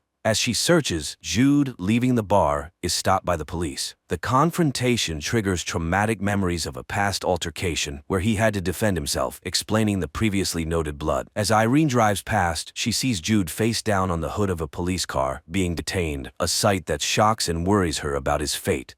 In the police station, Irene confronts a distressed Jude, who has run off and now finds himself entangled in a legal predicament. Urging him to be honest, Irene demands the truth if she is to help him. Jude, finally opening up, reveals that he was held in an isolated compound designed to guard the secret of the doorway, an enigmatic portal leading to what he describes as a barren alien planet, not the symbolic gateway others might believe it to be. Jude further explains that the blood found on him was from an altercation with men who tried to prevent his escape from the compound. The stakes are high, as these individuals, should they find him, intend to kill him. Jude's ultimate mission is to locate Gabriel, who had previously ventured through the same mysterious doorway. With this newfound understanding, Irene manages to persuade the police to release Jude. On their way home, Irene attempts to downplay the significance of her own doorway. However, Jude insists that their doorway is part of a larger destiny, making it one of the most crucial portals among many. Meanwhile, the subplot with Tony, Stella, and Nick sheds light on the the scientific and mystical dimensions of the doorways. They discover that the doorways are connected by invisible particles that span vast distances. While Stella views this phenomenon as a divine gift, Nick adheres to a scientific interpretation. Their quest to locate a specific package leads them to a massive transmission tower. Nick breaks into the network to pinpoint the package's location. However, their operation is nearly compromised when a utility worker arrives. Thinking quickly, Stella subdues the worker, securing him to his van's steering wheel with cable ties, thus ensuring their mission continues uninterrupted. As Nick and Tony proceed to their next destination in Illinois, Tony remains quiet, still processing the events from earlier. Meanwhile, Denise visits Irene and Franklin's house while they are at the doctor's, intending to return a jacket Franklin left at the bar. During her visit, she casually inquires about Jude's father, sparking a light-hearted response from him. Their interaction is interrupted by Irene, who returns with positive news from the doctor. Franklin takes a proactive step towards proving the existence of the alien landscape by handing Byron a disposable camera with undeveloped photos and urging him to get them developed as proof. In another subplot, Irene and Jude visit Chandra's place to recover the items she took. While Irene distracts Chandra with fabricated concerns about Jude, he sneaks upstairs and finds both the strange black trinket and a necklace containing a similar device to what was on his leg. Confronting Chandra, she defensively claims the items were gifts from those at the care home. Irene, seeking further information, promises to keep Chandra's secret in exchange for the source of the necklace. This revelation links the necklace to the tracking devices, explaining why Jude was so keen to destroy the one in his leg. Byron, having developed the photos, finds evidence of the alien world, capturing images of Irene and Franklin in that setting. Meanwhile, Stella, in a distressing episode in the woods, experiences flashbacks of her mother's death, adding emotional depth and backstory to her character. Byron's curiosity leads him to research conspiracy theories online, where he discovers a reference to the impossible door, a concept sketched by an Argentine missionary in 1723, which he connects to their mysterious doorway. Back at the doorway, Franklin and Byron inspect the area and notice bloody fingerprints on the control panel, the same type found at Stella's portal. Upon opening the control panel, they realize the orb is missing, which Jude had previously buried. Byron, piecing together clues from his observations in the woods, locates the buried jar and recovers the orb, further entangling himself in the mysteries surrounding the doorway and its secrets. The scene opens with a strained atmosphere at the dinner table, where Irene casually discusses teaching Jude how to drive. Franklin, however, remains detached from the conversation, his disinterest culminating in him excusing himself to take out the trash. During this mundane chore, he stumbles upon a letter from Irene, the contents of which shake his very foundations. Confronted with his feelings, Franklin accuses Jude of bringing turmoil into their home. Jude's retort, questioning the true source of the household's issues, leaves Franklin even more unsettled, prompting him to walk away from the confrontation. Meanwhile, in Illinois, Tony and Stella settle into a motel for the night. The situation escalates when Nick, having brought the orb with him, carelessly plays with it in the presence of a hired companion. Stella intervenes, dismissing the hooker and sternly reminding Nick of the peril they face, citing the tragic fate of his brother as a grim warning. Elsewhere, Byron, brimming with excitement, catches up with Franklin to discuss his discovery of the orb. However, Franklin, overwhelmed by personal troubles, dismissively informs Byron that he's preoccupied with other matters. In a significant turn of events, Denise decides to quit school, a decision that has been looming for several chapters. Her friend reacts negatively, driving Denise to leave and join Jude on his quest. Jude shares new details about his father, Gabriel, who similarly had to cut a tracker out of his leg after escaping shadowy pursuers. Returning to the domestic front, Franklin, after spending a night at Byron's, confronts Irene about the discovered letter and her perceived broken promises. The confrontation underscores the deep fractures in their marriage, revealing a relationship in crisis. Concurrently, Byron attempts to operationalize the orb by placing it in the control panel in the basement shed. Despite his efforts, the mechanism fails to activate due to insufficient power. Tensions between Nick and Stella continue to simmer, with Nick provocatively mentioning Stella's late brother, Caleb. Stella reacts violently, punching Nick and leaving him with a bloody nose as she takes off with the van, stranding him at the motel. Jude, driven by the quest to trace his father's footsteps, decides to embark on a road trip to a remote area in Michigan. Denise, eager for the journey and the stories it may uncover, joins him. Irene, seeking a sense of adventure and perhaps a new purpose beyond her routine life, decides to accompany them, despite Franklin's decision to stay behind. For Franklin, their marriage and the life they built together have always been sufficient, but Irene yearns for more, highlighting a growing divide between their desires and aspirations. Back at home, Franklin handles unexpected business regarding the Spanish doubloons. He receives a call call from Dale, the pawnbroker, who is eager to learn more about the origin of these rare coins. Franklin is bewildered, especially since it was Jude who initially dealt with Dale about the coins. Unable to provide answers and feeling confused, Franklin hangs up. This interruption is timely as Byron urgently summons him to show him something new. Byron leads Franklin to the basement of the shed, where he has set up a large generator. His plan is to charge the circuitry connected to the doorway, hoping to provide enough power to activate it. They proceed with the setup, and the activation causes a massive surge of energy. The blast sends shock waves through the neighborhood, disrupting electrical systems and affecting the natural environment,